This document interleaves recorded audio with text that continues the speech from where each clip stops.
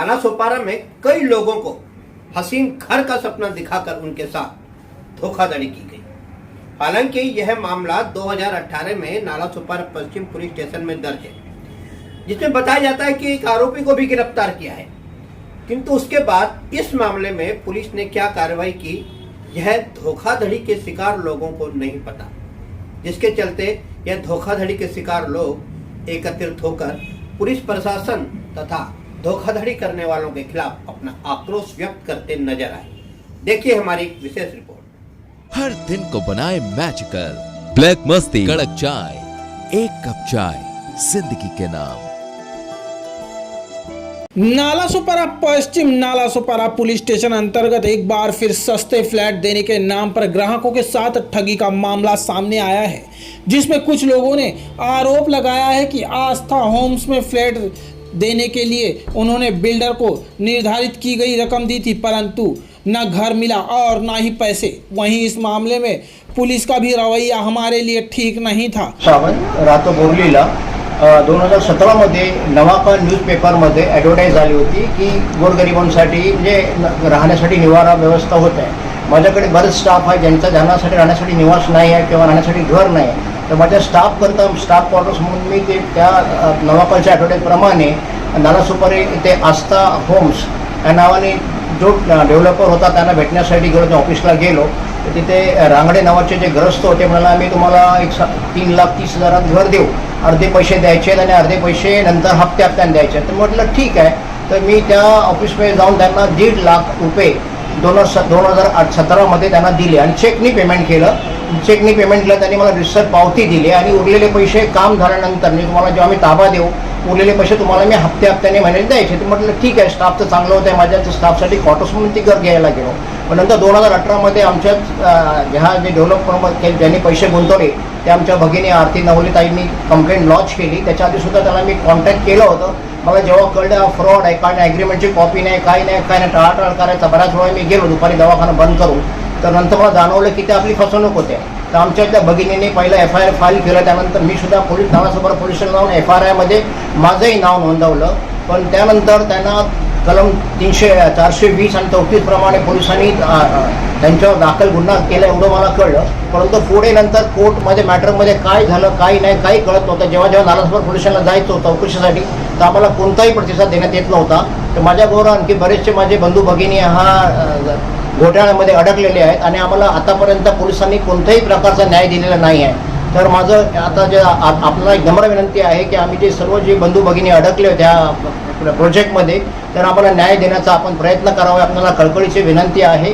आणि मला आशा आहे की आपण हे न्यूज जे आपण आम्हाला ज्या बोलवलं किंवा आम्ही तुम्हाला आम्ही बोलवलं, आमच्यापर्यंत तुम्ही आलात, मी तुमच्या न्यूजचं फार क्राईम न्यूजच्या चॅनलचा फार आभारी आहे।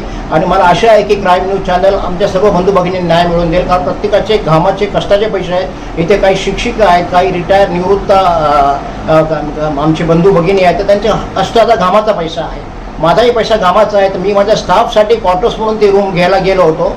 मी एक प्रतिष्ठित व्यक्ती आहे, मी डॉक्टर आहे, प्रोफेसर आहे। तर आमच्यासारख्या शिकलेल्या माणसांनाही जर पोलीस स्टेशनला न्याय देत नसेल गेल्यानंतर किंवा कोणत्याही प्रकारचा आम्हाला माहिती देत नव्हती, सर्व उडावडीची उत्तरं पोलीस स्टेशनला मिळत होती, तरी माझ्या आपल्या या न्यूज चॅनलला नम्र निवेदन आहे, विनंती आहे की आपण आम्हाला न्याय मिळवून द्यावा। धन्यवाद। मैं आपका मंजुनाथ कृष्ण मल्ल्या। क्या कहना चाहते हो आप? मैं कहना चाहता हूँ, उन्होंने पहला जो बोर्ड लगाया था, जो बोर्ड के हिसाब से हमने कॉल किया था उनको, इधर इधर रूम है करके हम लोग को बताया। उसने बताया, किसने बताया था? ये आस्था होम वाला गणेश रांगड़ था, और एक उसके साथ था संजय वाघ। उन्होंने हम लोग को रूम बताया, बाद में बोला हमको रूम देंगे, आप लोन भी ले सकते हैं करके बताया था। अगर आप कैश देंगे तो कमती लगेगा, तो हमने चेक से पूरा पैसा दिया। और उसके बाद उन्होंने हमको झूठ बोला क्या अभी हो जाएगा। उसके बाद हम लोग सब तैयार हो गए, थोड़े पैसे देते गए उनको, चेक से दिया, एक भी पैसा मैं कैश नहीं दिया, खाली 11,000 पहला कैश दिया होता। उसके बाद उन्होंने क्या बोला, आपका हो जाएगा रूम तो दे देगा। बोला एक रूम हो गया है करके बोला आके आप ले सकते हो। बोला मीटर लगना है करके उसने चाबी कॉपी नहीं दिया और घुमाते रह गया हम लोग को।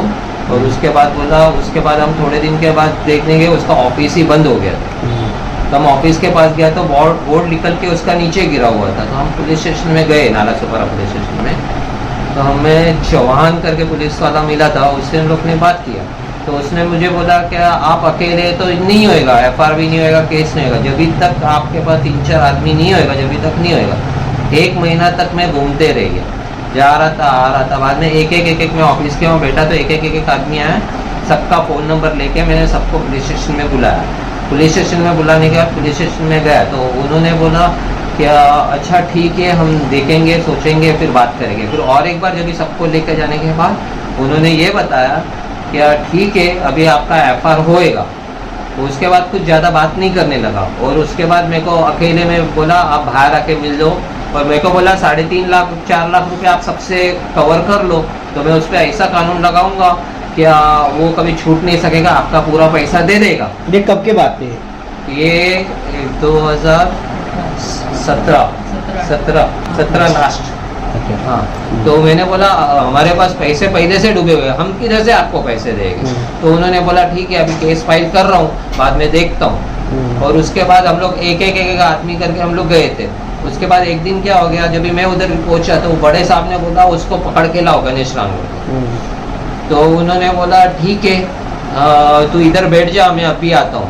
बोला तेरा भी पेपर लेगा, तो पेपर पे कुछ उसने लिख दिया ये और केस फाइल किया। हम लोग को बताया नहीं था कितना फाइल किया है, क्या चार्जेस लगाया। बाद में हम लोग को बोला क्या बड़े साहब ने मेरे को बोला है कि उसको पकड़ के लाने के लिए। तो वो होटल के अंदर बैठ के वहाँ से उसने उसको फ़ोन किया गणेश रांगड़ को, क्या जल्द से जल्द आ, बड़े साहब तुमको बुला रहे। और उसके बाद हम लोग का एक आदमी उधर बैठा होता कोई कैंटीन में, तो ये हमको झूठ बोल के जा रहा है कि मैं पकड़ने जा रहा हूँ। ये पकड़ने नहीं गया था, ये उधर होटल में आराम से बैठ के उससे बात कर रहा है कि अभी सर के ऊपर पानी चढ़ गया, अभी आप एक काम करो आके इधर मिल के चले जाओ, नहीं तो आपको ढूंढने के लिए आना है। तो ये ढूंढने के लिए गया ही नहीं था, वो होटल में बैठ के आराम से बात कर रहा था। फिर मैं गणेश से बात किया था, तो गणेश ने मेरे को बोला, उसने मेरे को 10 लाख का ऑफर दिया, 10 लाख दे दे, तेरा केस फालतू बना के मैं भेज देगा। गणेश कौन? गणेश वही जो बिल्डर है वही। अच्छा, किसने 10 लाख का ऑफर किसको दिया? पुलिस वाले ने गणेश चौहान को दिया। अच्छा। तो उसने चौहान बोला, तो उसने मैं पूछा था उसको, उसने बोला अगर 10 लाख में तेरे को दो तो मैं आदमी लोग को बांट दूं जिससे मैंने लिया है उससे। तो बोलता है नहीं तेरे को देना पड़ेगा, नहीं तो तू अंदर जाएगा। तो एक काम कर जल्द से जल्द आके मिल। तो उसने बोला कोई बात नहीं मैं आता हूँ मिलने के लिए। उसके बाद थोड़े टाइम के बाद वो ऑफिस के अंदर आया, बोला देखो मेरे आदमी ने बोला ना कितना पैसा चाहिए, 3-3.5 लाख, तो बंदोबस्त कर सबसे। मैं बोला कोई भी आदमी एक पैसा भी देगा नहीं, हम लोग न्याय लेने के लिए पुलिस स्टेशन में आए और तू हम लोग को ऐसा बोलता है तो हम लोग किधर से देगा। तो उसने सिर्फ 11 लोग का ही लिया, बाकी लोग का फिर FR NC कुछ नहीं करा, क्योंकि सब लोग बोले अगर पुलिस स्टेशन में पैसा मांग रहे तो हम किधर से पुलिस के पास काय को जाएगा न्याय लेने के लिए। तो मेरी साली थी उसका भी वो रूम का था, तो उन्होंने भी ऑलरेडी 6.5 लाख रुपया दिया है, तो वो गई नहीं। तो हम लोग उधर गए थे, जो जगह है उधर गए थे, जगह देखने गए तो ऑलरेडी वो जगह बेच चुका है। राठौड़ करके आदमी है, उसने वो जगह बेच दिया है। और राठौड़ बोलते हैं अगर तुमको जगह चाहिए तो मेरे को भी 3 लाख दे दो, तभी तुमको एक जगह दे दूंगा। तो बोला ऑलरेडी हम लोग ने 6 लाख चेक से दिया है, तो ऊपर से ये भी जगह दे रहा है, तो हम लोग को नहीं चाहिए जगह, तो हम लोग का जगह है तो हमको दे दो। तो बोलता है नहीं, वो गणेश बोलने लगा कि ऑलरेडी मैंने उसको राठौड़ को पैसा दिए थे, वो जगह मेरा ही। तो उन लोग में क्या बातचीत हो गया हम लोग को नहीं मालूम, हम लोग को वो जगह बता के मारुति वैन में लेकर आके जगह बता रहा। ठीक है, तो अभी तक मामला आपका कहाँ तक पहुँचा? पुलिस स्टेशन के द्वारा कोर्ट पे पहुँचा है, चार्जशीट दाखिल की है, कुछ जानकारी आपको इसकी है? हाँ थोड़ी सी जानकारी है, क्योंकि मैं कोर्ट में जाके आता था तो खाली गणेश रांगड़ आता था, वो बंद करके वो आता ही नहीं था। बोला उसके ऊपर सर्च वारंट इशू होने वाला है। और बाद में पुलिस स्टेशन से मेरे को लेटर आया कि तुम्हारा केस शायद डिसमिस होएगा। मतलब कोर्ट में केस है नहीं है हम लोगों को तो कुछ भी नहीं मालूम, और क्या लगाए है उसके चार्जेस वो भी नहीं मालूम। जो कोर्ट का पेपर लेने का मेरे को पता चला, इसमें तो 420 और नॉर्मल केस लगाया, तो 2 दिन में छूट भी गया वो। और हमको अंदर डाला वो भी नहीं मालूम, वो छूटा वो भी नहीं मालूम। हमारे साथ भी वही धोखाधड़ी हुई है। हमने पैसे दिए थे घर के लिए, पर वो बिल्डर को धोखा देके चला गया, पर घर मिला नहीं हमको। कहाँ की जगह बताई थी आपको? नाला सुपारे में प्रगति नगर करके है। प्रगति नगर। हाँ, वहाँ पे। क्या नाम है आपका? मेरा नाम आरती नवले है। मैडम क्या हुआ था आपके साथ? आस्था ग्रुप में हम लोगों ने घर के लिए 2 घर के लिए पैसे डाले थे और वो बिल्डर भाग गया पैसा लेके। किस बिल्डर को दिए थे आपने पैसा? ये गणेश रांगड़े करके है, एक संजय वाग करके, उसमें संजय पंत करके है। तो ये 3 लोग थे हमारे मेन वहाँ पे, तो उनको पैसा दिया था। मामला पुलिस स्टेशन में है, हाँ दिया था मामला नाला सुपारा वेस्ट नाला में। सुपारा वेस्ट में। क्या कार्रवाई हुई, कुछ जानकारी है आपको? उन्होंने सिर्फ FIR किया, हम लोग बहुत 4-5 बार गए तभी उसने FIR किया हम लोग का, मतलब लिया उन्होंने, और उसके बाद क्या हुआ हम लोग को कुछ पता नहीं।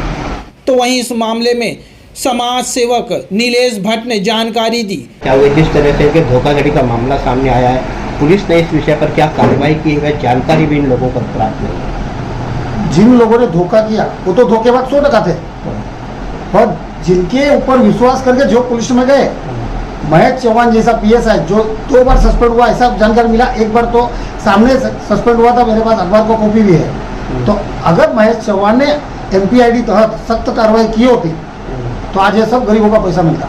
आज लोग नौकरी छोड़ के आ रहे, उसके बाद में कोरोना लग गया, आज इन लोग के घर में खाने के वांदे थे। आज वो लोग बेचारे लंबे से मेरे पास आते। 30 दिन 8 दिन पहले 10 दिन पहले ये मंजूनाथ करके, जो पहला मिलिट्री में था UK में, जब भी महेश इनके पास गए सोनावणे साहब के पास, तो सोनावणे साहब ने डायरेक्ट कर दिया कि नीलेश भट्ट को बोलो प्राइवेट पुलिस स्टेशन चालू कर।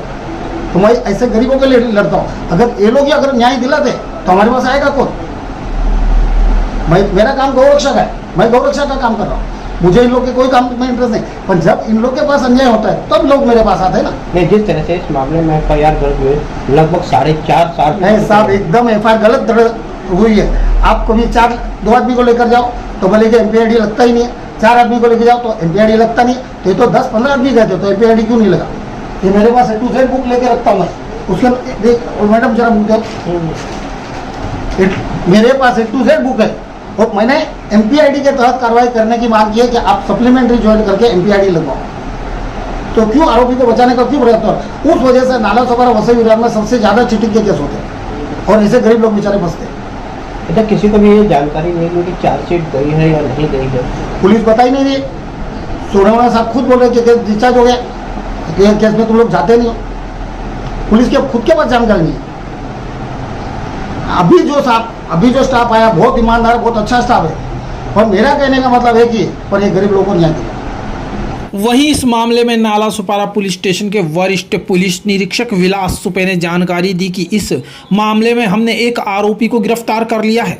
वहीं हमने मामले की चार्जशीट भी सही समय पर कोर्ट में पेश कर दी है। अगर इस मामले के संबंध में किसी को कोई जानकारी चाहिए तो वो नाला सुपारा पुलिस से संपर्क कर सकता है।